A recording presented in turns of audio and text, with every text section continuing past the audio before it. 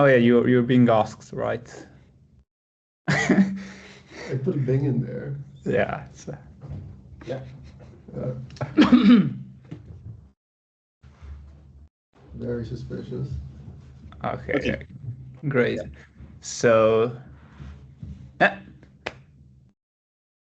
perfect. Yeah. So today we have an honor to have a guest speaker. It's Kronoslav Lemon Pavasovic, PhD student at Meta. He's working on generative models, and today he will present his recent work on classifier-free guidance. So, yeah, please. Yeah. Thank you very much. And that was a perfect pronunciation of the name and last name. Thanks a lot for having me. It's really a pleasure to be here. I'll give a brief overview of our talk. It might be a bit at some points, like if it gets too theoretical or like if it gets, if something's not clear, please interrupt me like whenever.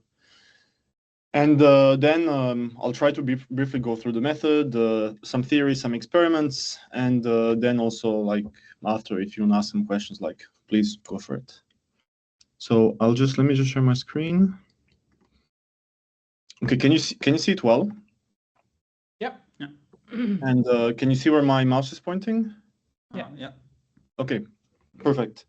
So today I'll basically be talking about our latest work called Classifier-Free guidance, basically from high-dimensional analysis to generalized guidance forms. And this is a joint work done with Jacob at Meta and Giulio and Mark at TNS and Bocconi University. So basically the agenda that I'm going to be giving today is I'll first give a very brief introduction to like diffusion and the dynamical regimes of diffusion. Then I'll briefly introduce classifier-free guidance, just to make sure that we're clear with the notation and like some terminology. I'll talk about its effects. So mainly I'll talk about effects that like it makes on the generation process and on the distribution that is going to be generated. I'll give some theoretical analysis, and then basically last I'm going to talk about empirical evaluation. So just to kind of make sure that like we're on the same page with notation, when talking about diffusion, as you've already probably like you all know, it's described by usually a Nordstein-Uhlenbeck process, which is going to be terminated at some large time t of f. At this large time t of f, the initial distribution or our data distribution is basically going to be completely lost, and all information about it is going to be lost, and our xt is going to be pure standard Gaussian noise. And writing it in terms of SDE, we can write it in this form, where dBt denotes the standard Brownian motion, and xt is just a Gaussian random variable with a certain mean and variance. And then the whole point in diffusion is to try to estimate this and try to basically use the backward process to sample from our target distribution. And in order to do this, we need to basically know the score. And when I say the score, I mean the gradient of the log probability of x. And basically understanding how to sample from the backward process equals to learning the score function for all x for all t. And here is kind of like the standard image of diffusion. So you have like some data distribution. So when time is equal to 0, I'm going to be at data. For some large time t, where should be capital T or T of f, I'm going to assume that we noised enough such that we're at the standard Gaussian noise, and we're going to be reverting this process. Okay, so this is just standard diffusion. Now, there's been this recent work by Giulio and Mark, in which basically they analyzed dynamical regimes of diffusion models.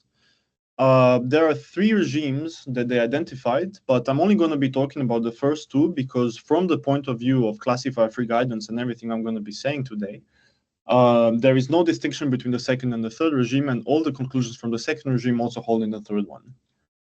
So basically, the way you can think about these 2 distinct regimes is, let's say we have like a toy example in which our, so here, we're at capital time t of f is equal to 8. This is the standard Gaussian distribution. And we start from a data distribution, which is basically a mixture of 2 Gaussians. And as you go forward and you noise, these are going to turn into standard Gaussian. And then as you go back, basically what you're going to see is there's going to be a speciation time, T of S.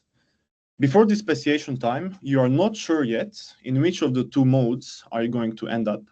And then after speciation time, basically you have probability 1 that you're going to end up in one of the two of them.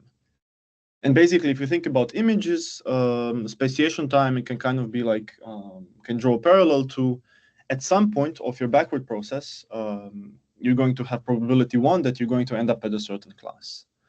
There are a couple of theoretical assumptions underlying this. The first one is, for example, that these modes are sufficiently well separated. But if you want, later we can discuss this a bit further. But basically, the whole idea is that if we start from a Gaussian noise and you have well-separated classes, at some point, you're going to have probability 1 that you're going to end up in one of these classes. And this is what speciation time is. The way we calculate it in theory is basically we analyze the principal components of the covariance matrix of the data, and then this can be calculated using this, like the speciation time can be calculated using this equation. And here lambda corresponds to the to eigenvalue of the principal component of the covariance matrix. And of course, this can be extended to, like non-Gaussian data and also like to multiple classes. And there are some works also working on, like hierarchy of classes where, like you can maybe have multiple speciation times, but for the purpose of this exposition, you can just think of, okay, going from a standard Gaussian to two different modes, and after speciation time, we know in which class we're going to end up. So I'll just briefly introduce classifier-free guidance. I know that it is extremely popular, and probably all of you, especially knowing like how much work you also do like around classifier-free guidance. I'm not gonna dwell too much on it. But basically, from the point of view of like stochastic differential equations, having the backward process formula, if we want to generate a certain class, instead of having the unconditional score here, we're going to have the conditional score, where the class condition is basically going to be done by adding some learned information about the embedded class. And this can be, for example, like if we have ImageNet, we have 1,000 classes. Each of them is going to have a different learned embedding that we're going to add to the neural network. You can also think of these classes or labels as like the clip embeddings or something for text-to-image models. So classifier-free guidance, what it's going to do is to this standard, class conditional score, is going to basically adds a linear difference between the conditional and the unconditional score. And this is going to be proportional to some hyperparameter omega that people are going to tune. Now, you can think of this in terms of the two Gaussians that I said before, or in terms of like, some image manifold or like some latent space of images. The conditional score here is basically going to be pushing you towards the mode of your class that you selected. And the unconditional score, as it has the minus sign here, is basically going to be a vector field that's going to push you away from the mean of the distribution.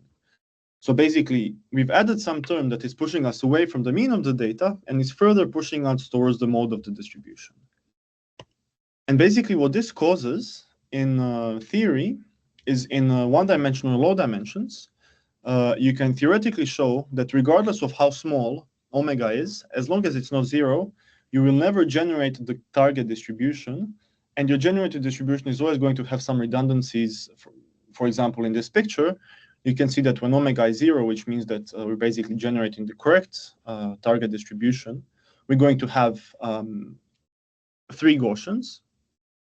You can see that as we increase omega, basically these distributions are going to separate, which kind of means that the mean of each of them is going to be there's going to be an overshoot. And you can see that the variance is going to start to decrease. And basically, this is also what like practitioners have generally observed. You can see if you look at the specific image, not using classifier-free guidance, you're not going to have as like sharp or like as like images with as high fidelity. They're going to resemble your data distribution, but they're not going to be like as nice to the human eye. And if you do a moderate amount of classifier-free guidance, you're going to see like these images becoming crisper and nicer. But if you do too strong, basically what you're going to see in terms of just one image, you're going to see like this oversaturation. But also, I'm gonna in the next slide, I'm gonna discuss what happens to the diversity of the distribution. But in our case, the research goal is theoretically, can we basically generate using classifier-free guidance? Can we generate the correct distribution? And just to kind of spoil the answer is yes, as long as the distribution is either sufficiently large or infinitely large, which means that like we're in the infinite dimensional setting. And after we give this answer, we're going to ask ourselves, okay, well, like, is it possible to construct better guidance strategies? And can we use our theoretical results to basically give guidelines for better guidances that are not only going to perform better in theory, but also in practice?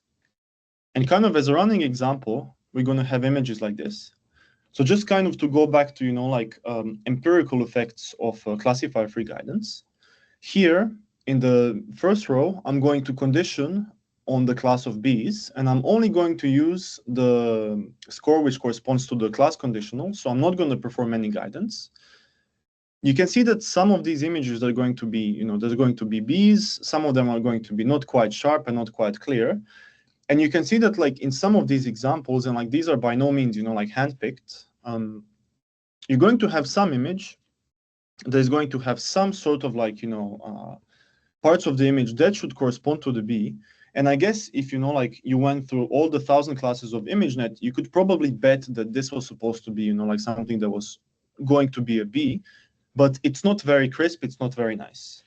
And if you use standard classifier-free guidance, and here I haven't used like a very large value of omega. Here I just use the standard diffusion transformer off-the-shelf architecture, and actually chose the value of omega that I think 2.5 that basically gives the best FID results. So you can see kind of three main problems happening here. The first one, I mean, the good thing you can see like, okay, there is a B on every picture and it's quite clear. One of the problems that you can see is that we've completely lost diversity in our images. So all of these images look quite similar. The second thing that you can see is there is almost no semantic meaning left from the unguided path. So basically, each column here corresponds to like the backward process that starts from the same initial noise, so starts from the same seed. You can see that basically most of the semantics are lost. So there's no blue flowers, the position of the bee is lost, like the background, the foreground is lost. And the third part that I'm not going to really go deep into, you can see that like the neural network has actually learned a spurious correlation in which not only does it generate a bee, but it always generates a yellow flower. And you can see that basically across these images, most likely what happened is that like in the mode of the distribution, or like the most likely, or like I guess the most easiest samples to learn are the samples where bees are very prominent on a yellow flower. And basically what we're going to try to do is we're going to try to like theoretically analyze classifier-free guidance and see whether we can improve this. I had a question, because you mentioned semantic information. Did you use a specific prompt that mentioned a blue flower?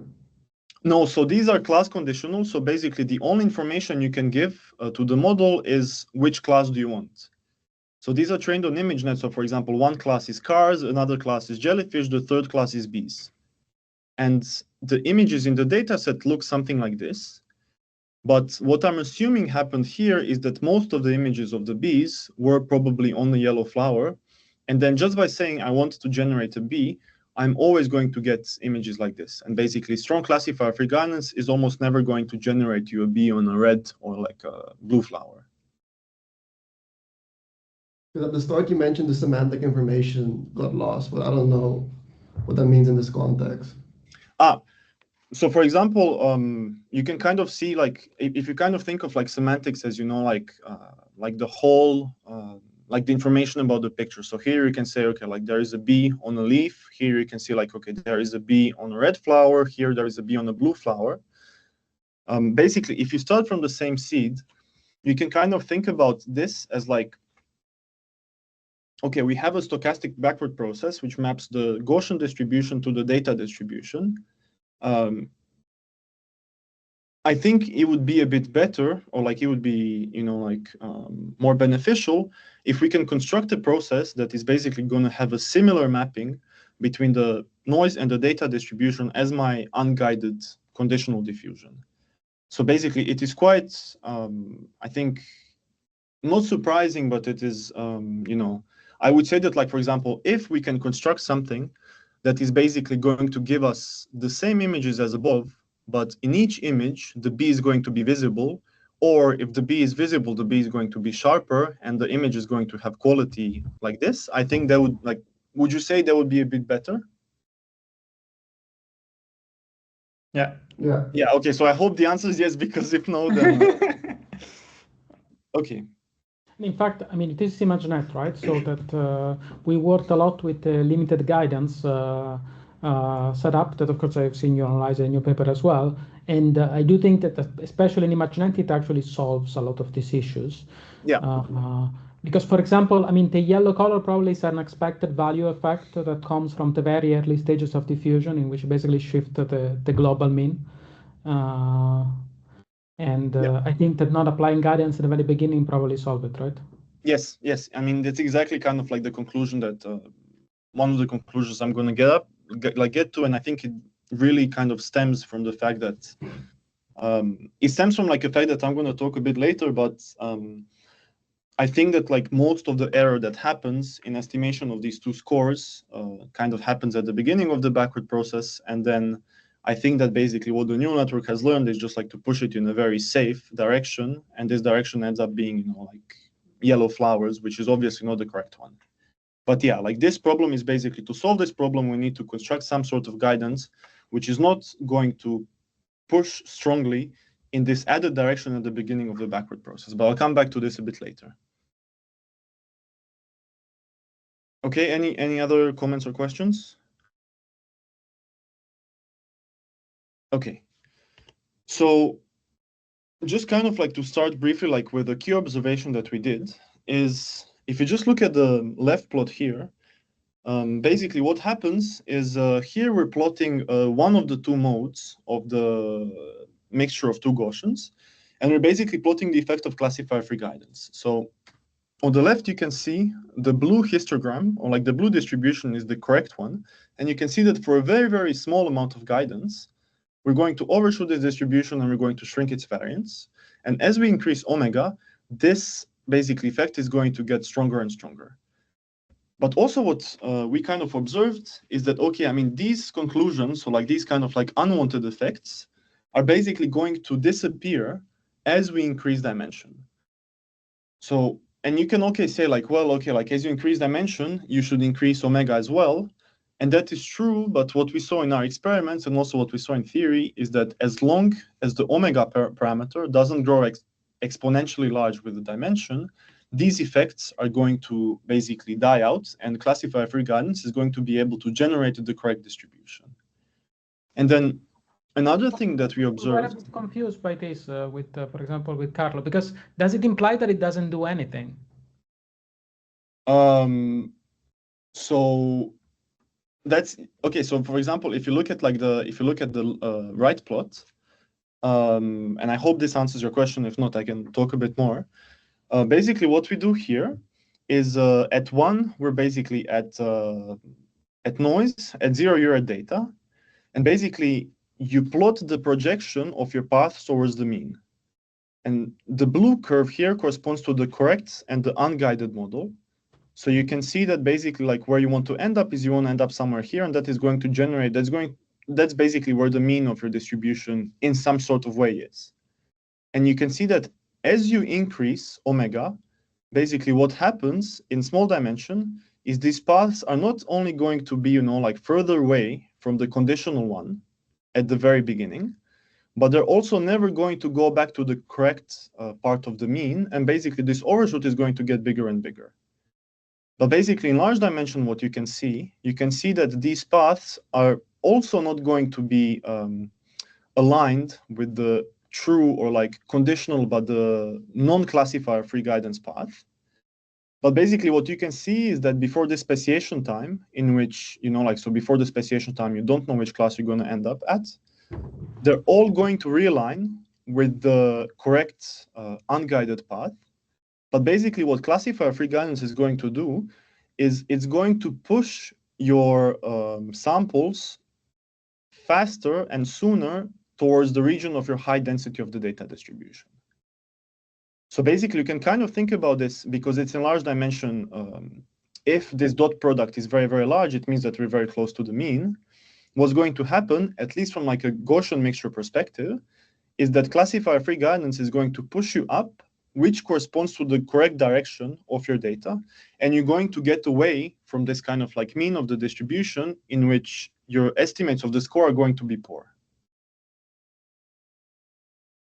I don't know if that convinces you a bit. Yeah, actually, we were discussing this morning with Florian, who's working on similar things, and he said that I think it's expressed nicely in the way that kind of the guidance make it look ahead, so it kind of look it into the future earlier. Yes.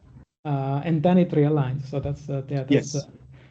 So I think this is kind of like a very nice like interpretation of like kind of like looking a bit ahead, and I think this is exactly what's happening now. There are some kind of nuances and discussions that we can have because, like what happens with the distribution of images and so on. But kind of like a nice thing, and like all of our experiments were done in the latent space of diffusion models. If you look at the loss term of the variational autoencoders that like most of them that are used nowadays are basically constructed, with a couple of terms, and each term basically, like one of the terms corresponds to like nice image reconstruction quality, the other term corresponds to this and that. But there are two important terms. The first one basically says, okay, if I have two images that correspond to the same class, I want these two images to be in a latent space to be close. And if I have two images that correspond to a different class, I want these images to be far. And basically what this is going to do is this kind of almost exactly aligns with the assumptions for our theory to hold, and that is that like your classes are very well separated and that their variance is not too large such that there is no overlap between the Gaussians. And I think this is something very similar is actually happening in real world in latent space of diffusion models, but I'm gonna come to that a bit later. But basically for now, the question that we want to answer is, okay, the previous work has said in 1 and low dimensions, we're going to overshoot the mean, we're going to shrink the variance. But for high dimensional or like infinite dimensional settings, we can theoretically show that classifier-free guidance is going to generate the correct distribution. We can also show, and I'll discuss it later, that it only actually matters in this part of the process before the class has been decided. Okay. So, yeah. So here you said that for large dimensions, basically the classifier guidance strength converts to the, like even with high guidance, you get the right distribution, but then why do you see that phenomenon in ImageNet? Because I believe ImageNet has high dimension, right? Yeah. So there is multiple things. I mean, it's a great question. One thing is that we assume that you only have two classes. Right. And the thing is, like, the more classes you have, essentially, the more dimension you require, such that, like this kind of effect happens. The second question is also, if you're talking about image space in, for example, ImageNet, for example, if I give you this picture of a bee, there's not only a bee, there's also a flower here. So there is a huge overlap. And just, like if I give you one class and I say, like, if I give you one image and I say, okay, like, tell me which class this is, there's going to be quite a few images that are going to have, like a potential for having like quite a few labels. And this is kind of one problem that, like prevents something like this happening. The other problem, I mean, I wouldn't say problem, but just like, something that happened, like that kind of causes like the difference between theory and practice, is that I think in practice, if you work in the latent space is a lot smaller than the, than the image size. So for example, I think like the latent space in ImageNet for like 256 by 256 images is going to be 64 by 64. And I think for like 1,000 classes, this is not, like, even though they're better separated in the latent space, I think, like we would still require more dimensions for this to happen. Yeah. I think that's, I mean, I think the theory is interesting also, especially when it fails, right? Because it tells us something about, for example, like in the stable diffusion scenario, we have an exponential number of classes. Yes. So essentially, we are in a regime in which we do expect that there are perturbations induced by, and in fact, that we see experimentally. Yeah, I don't think it takes value away from the theory, though, because it's actually interesting to actually study the deviations and to see where we can actually improve. Yeah. So one thing that is extremely important here that I was going to mention at the end, but that I think maybe it's like a better time to like mention it now. One of the main assumptions of our theory, and also like one of the main assumptions, you know, like that is required to use the mechanical toolwork of like statistical physics that we use in our proofs, is basically that you have access to the perfect score. And I think there are many interesting and many peculiar things that happen in real life that are kind of caused by the fact that we have the imperfect score. I mean, like as a simple and like one of the most interesting examples is if you had the perfect score in practice, you would never generalize, and you would always learn the direct distribution over your data set. So in fact, in practice, it is good that we have the imperfect score, but I think also there are many different things and effects that having the imperfect score kind of creates, like differences between what theory suggests versus what practice suggests. And I'm going to come back to this like in maybe 2 slides. But just, is this kind of like, you know, this image and this like path realignment, like, is it okay? Yeah. Okay. So I'm going to skip the theoretical analysis, but basically what we do is we look at the stochastic differential equation, we analyze it, and we basically say, okay, there are some terms that do not depend on omega, so these are the terms unaffected by classifier-free guidance, and there are some terms that depend on omega, and these are the terms that come due to classifier-free guidance. And basically by analyzing these terms, what we say is we basically we give 3 main results. The first result that we say is okay, is exactly as like we discussed. Before speciation time, classifier-free guidance is going to have an effect on the backward process. And actually what it's going to do is, as you said, it's going to push you closer to the correct distribution, kind of allowing you to look ahead. The second thing that we were able to show is that just before speciation time, all of these paths are going to realign, and not only among themselves, but also with the unguided class conditional path.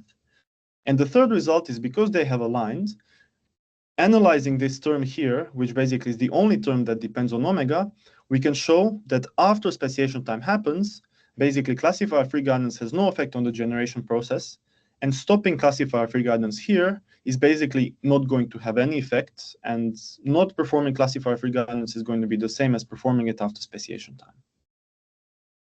So now that we have this theory basically developed, the thing that we wanted to ask ourselves is, okay, this is the theory, it holds for a high-dimensional mixture of Gaussians. We know that in theory, we're always going to generate the correct distribution, but we also know that not only in numerical simulations like Gaussians, for small dimension, there is some effect. But we also know that in practice, even for high-dimensional data, as you pointed out before, there are these effects of basically collapsing to the mean and having a shrinked variance. So the question that we ask ourselves is, okay, like, can we use some parts of our theory to try to diminish these 2 negative effects of collapsing to the mode and shrinking variance? And the answer is thankfully yes. So there are many, many different guidance schedules that basically can do this. One of the forms that we basically looked at is you have the conditional score, you have the difference of the conditional and the unconditional score, and you're going to multiply this with some function that depends on time and also depends on the norm of the difference of the two. So for example, if this function here is just a constant function, omega, you're going to get back the standard classifier-free guidance.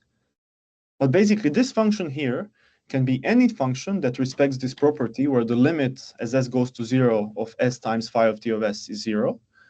All the results that we have in theory are going to carry over. And I'll discuss in a bit what does this requirement mean and how difficult and how easy is it to like kind of to hold in practice.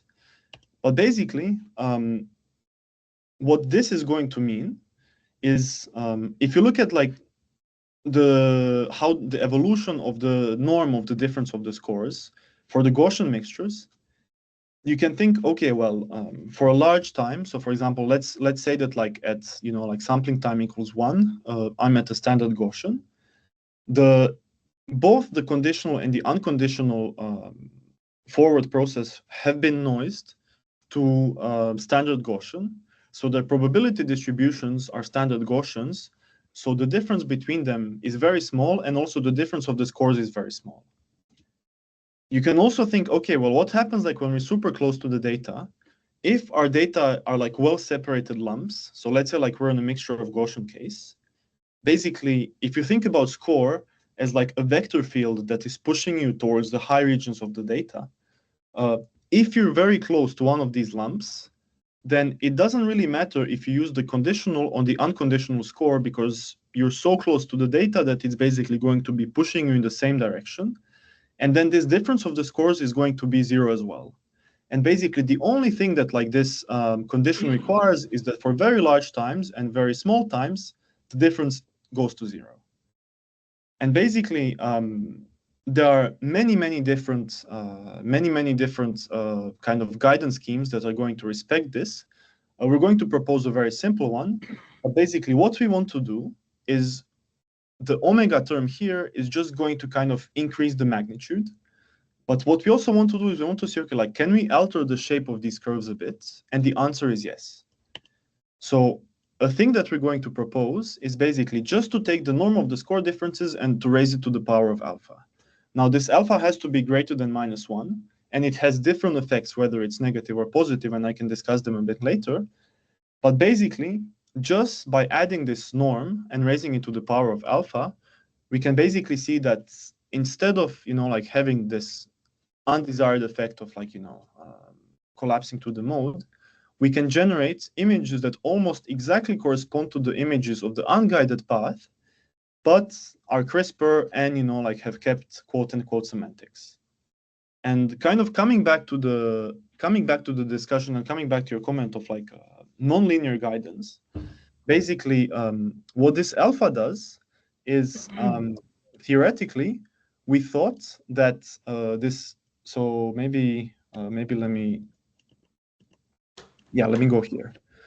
So basically what the negative alpha is going to do is negative alpha is going to push faster towards the desired class, which means that it is going to put a lot of emphasis on basically adding classifier-free guidance very early in the generation process.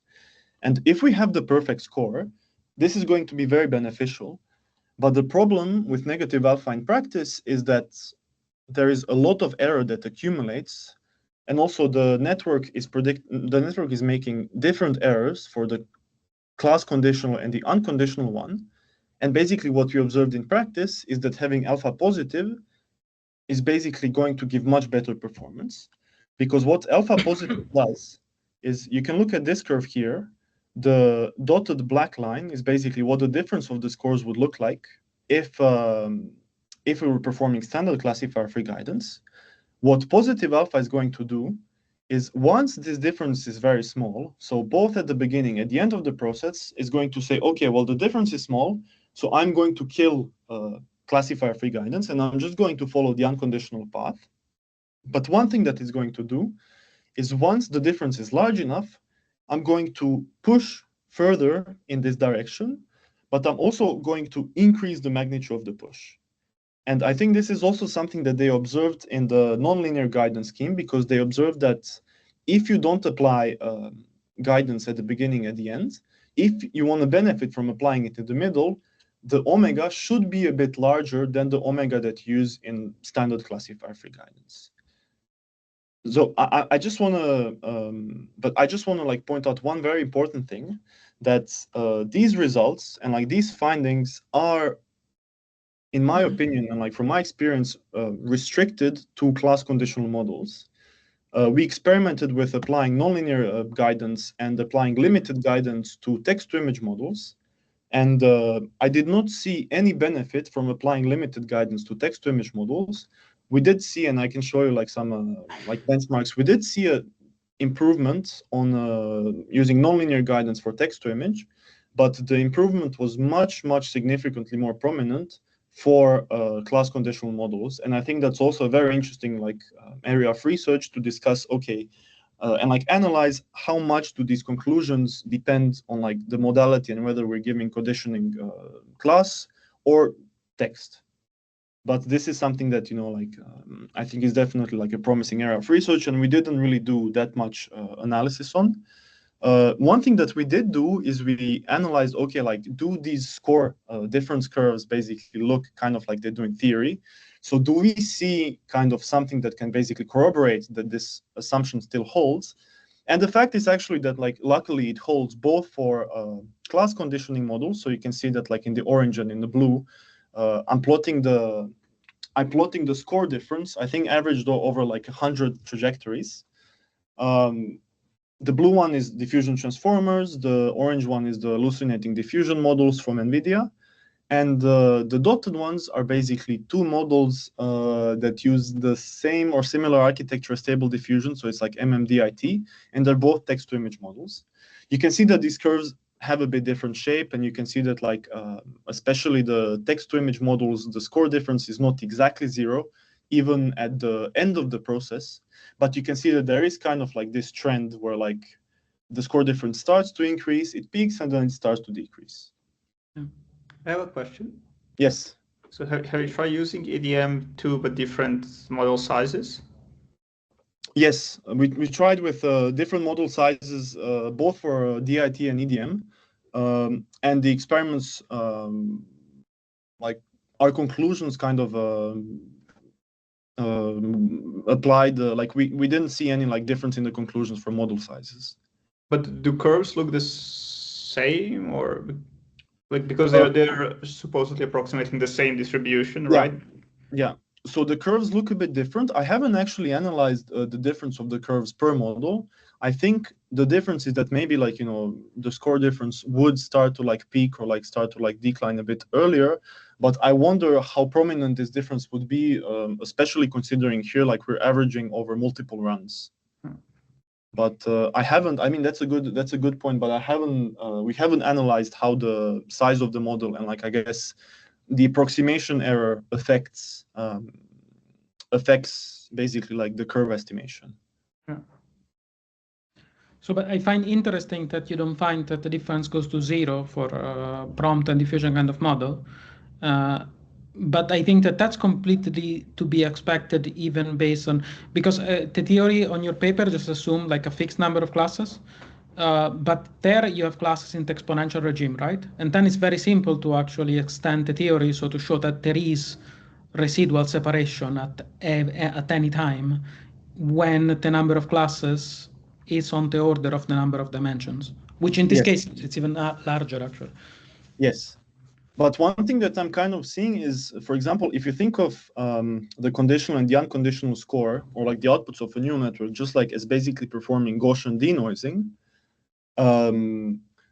if you have an image that has a very slight amount of noise, then basically you should, the denoise prediction of this image should be almost exactly the same, regardless of whether you've provided class condition or not.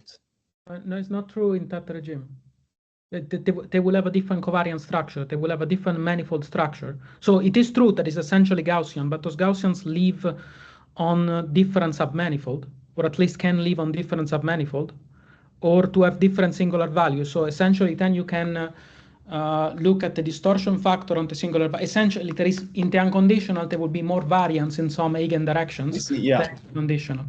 Yeah. We did this. We didn't share it yet, but we did this calculation to get it with Carlo and other people at Bocconi. And you can find that in the large class regime you will get distortions even for t going to 0, because essentially the manifold structure, it is Gaussian, but it's a different Gaussian, and that causes that it will essentially contract the class non-specific eigenvalues, leading to a suppression of diversity. Yeah, I see. Okay. Okay, I just have maybe 1 or 2 more slides, and then I can take more questions or like discuss a bit more detail. But basically, yeah, so we see this kind of like improvement, very similar to like what some other papers that are trying to improve guidance have also seen. And another cool thing that we see is usually in standard classifier-free guidance, not only the performance in terms of FID and other metric, but also like qualitative performance is going to be very different as you change the value of omega. And here you can see like if we condition on the class of jellyfish, you can see for like omega equals 2, there's already some sort of diversity reduction, but you can see that like already for omega equals 5, which is, we call it here strong, but some of the models actually perform really well. Like for, I think this is diffusion transformers, and I think they perform quite well on 512 by 512 when omega is equal to 4 or something. You can see that like the diversity is completely lost, and sometimes you see this like complete collapse to the mode. And you can kind of think about it like it's maybe not super intelligent, but kind of like the mode of the distribution of jellyfish is just a blue image of the sea. And basically you see this kind of like happening across multiple classes. But one nice thing that we observe about the nonlinear classifier-free guidance which we propose is that not only do you kind of keep this diversity, but you can also see that like you keep the semantics and you are much, much less sensitive to perturbations of omega. So here you can see that like here we increased it from 2 to 5, and here we basically essentially increased it from 2 to 10. And you can see that like some images have become a bit crisper, a bit sharper, maybe a bit more representative of the class. But this kind of like collapse and these undesired effects have basically been extremely, extremely diminished. And another thing that you can see here, and also I just want to point out again that like all of the columns correspond basically starting from the same seed. You can see here that as we increase the hyperparameter of the nonlinear score difference alpha, you can see that as we increase it, basically we obtain larger diversity of the generated images without almost any loss to the crispness or like the fidelity of the images. And as like a final slide, something that we observed that was, I think, kind of like a very good and like a positive indication that maybe some sort of like form like this could be, like is the right way to go. On the left plot here, what we do is we basically analyze how does FID evolve as we change alpha and as we change omega. So one of these parabolas here basically corresponds to having a fixed amount. What data set is this? Yeah, sorry. So this is ImageNet 1000 using EDMS. Okay. EDM2. Basically, what we see is that for like a fixed value of omega, if we change alpha, there is going to be this like kind of like parabolic behavior where there is going to be some sort of minimum for a given value of alpha. And you can see that like for alpha is equal to 0, which corresponds to the standard linear classifier-free guidance, these parabolas are a lot higher than basically what's going to happen as we increase alpha. So basically, for alpha is equal to 0.9, you can see that like kind of the overall minimum in FID is going to be a lot smaller. And another interesting thing, which also just corroborates what I said before when doing the qualitative analysis, here we just basically swap, and now on the x-axis we have omega, and the color basically denotes different values of alpha. You can see that for standard linear classifier-free guidance, this parabola is extremely, extremely narrow, which means that basically you have to be very careful and optimize over omega, you have to be very specific and find a very specific point of view such that you obtain the best FID. And you can see that as you increase the nonlinearity, as you increase the alpha parameter, not only are you going to obtain better results in terms of FID, but also these curves are going to be a lot more a lot wider, which basically means that you're going to be not only a lot less sensitive to changes of omega, but it should be easier to optimize for to try to find the best value. And across different data sets, across different model architecture, and across different data modalities, but by data modalities, I mean text to image versus class conditioning, we've really observed that the highest value, like the higher value of alpha, basically being around 0.9, always consistently performs best. So even though we do in fact introduce one additional hyperparameter across all our experiments to basically beat baselines and also like to improve current classifier-free guidance methods, we were able to basically have the same number of hyperparameter sweeps because we essentially fixed alpha to 0.9 or basically looked on a small interval from like, I don't know, 0.8 to like 0.95. And then we had to optimize a lot less for omega because the results were a lot less sensitive. And that's basically it. Thank you very much.